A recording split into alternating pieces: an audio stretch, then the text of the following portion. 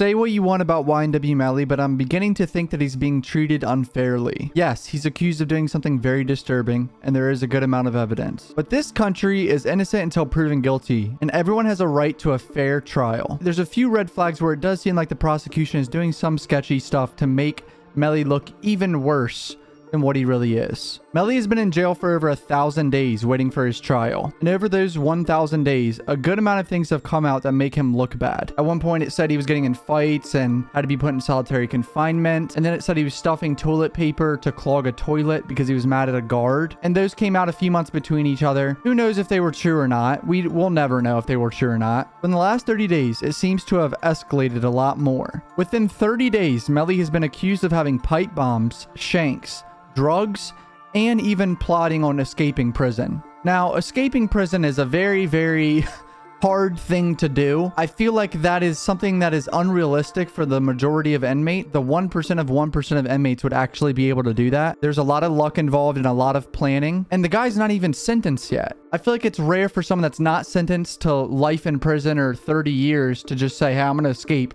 when I haven't even been sentenced yet. That doesn't make any sense to me. On April 11th, 2022, the Broward Sheriff's Office received a confidential tip regarding inmates Nicholas Lewis and Jamel Demons, both housed in the same unit at the main jail, planning an escape from jail by having Demons' attorney bring in 2 handcuff keys to aid in the escape. Additional information provided by the source was that Lewis had shanks and drugs. So that's a very, very big accusation to say that an attorney is helping you escape. Melly's lawyer responded saying there's no truthfulness to this whatsoever. When Melly comes into visits, he's strip searched, and when he leaves, he's also strip searched. If there's any type of contraband keys, they would have found it. This is basically a flat out lie and a smear campaign. What I think this is a tip from an inmate that got in a fight with Melly and has a personal vendetta, and they're just making up this bullshit escape plan. There's no way Melly is this fucking stupid. I will never believe that Melly is stupid enough to plan a goddamn escape from prison with his attorney. That is so fucking stupid. He hasn't been sentenced yet. They searched Lewis and Melly's cell and found a 6-inch shank, 2 razor blades, 2 lighters, rolling papers, Seroquel and Klonopin pills, for which he doesn't have a prescription. Melly's cell was searched, but nothing was found except food from the commissary and some clothes he wasn't supposed to have. So Melly seemed to be innocent in this situation. This tip seemed to be false, besides the shank, which it wasn't in Melly's possession. One of the victims of the murders, Juvie, his mother has a civil lawsuit against Melly, and the lawyer said, as an attorney for a victim, we strongly feel any attempts to escape justice point to guilt. This matter needs to be fully investigated, including the attorney's involvement. This is yet another chapter that needs to be finished in court. Here's what Melly's mom said about the prison escape plan. Okay, so I'm at work and I just seen this crazy ass story. First of all, this is just another tactic for them to try to literally just tarnish my son's character and everything. They do not want him having attorney visits in person, which will cause for ineffective counsel.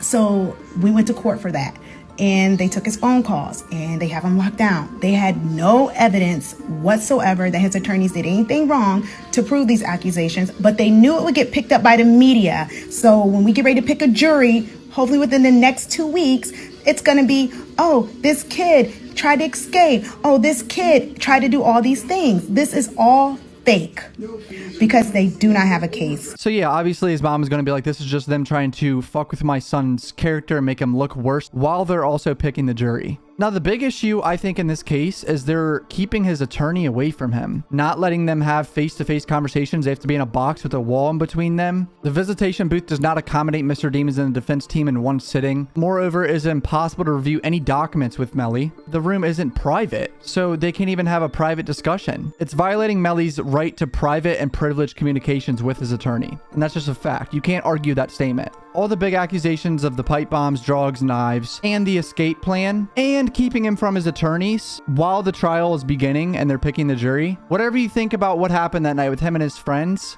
it's quite obvious, in my opinion, that they're trying to put out as much negative shit as possible to make Melly look worse and worse and worse. And then they're not letting him talk to his attorney. That's unreal. Every person that's going through a trial should be able to talk to their attorney in a room and have private communication with them. I don't see this trial happening even in 2022. I'm gonna be honest. I feel like this is gonna keep going on, getting delayed. Little bullshit hearings about random bullshit. This is a clusterfuck. It's been a clusterfuck for 2 years. I don't know what to think anymore. At the end of the day, Melly might have done some sketchy shit, but we'll never know the truth. Even if he's convicted or not convicted, we'll never know what happens here. Because this is fucked now. The jury is gonna see him as like an evil person no matter what. Comment down below what you boys think about the situation. If you're new to the channel, subscribe from my Twitter, Instagram. Go watch my podcast. Go watch my second channel. Peace out, boys.